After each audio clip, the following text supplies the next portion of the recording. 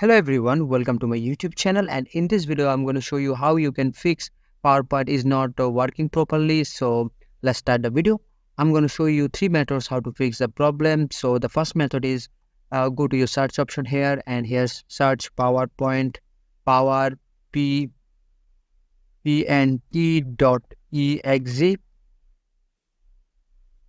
and after that select this option, run as administrator. Click it here and select yes,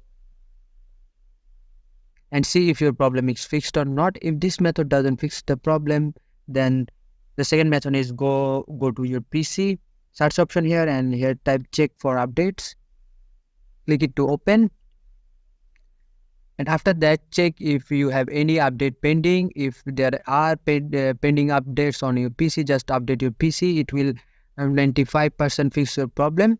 But if this doesn't help you, and the third method is go to search option, and here search add or remove programs. Just click it to open, and here is scroll down and find your Microsoft Office program. Here is my Microsoft Office professional program. If this doesn't show you, scroll down and search for the Microsoft PowerPoint separately, and after this click it, and you can see this option modify. Just click it and select yes, and now just select this one and select repair and see if the problem is fixed.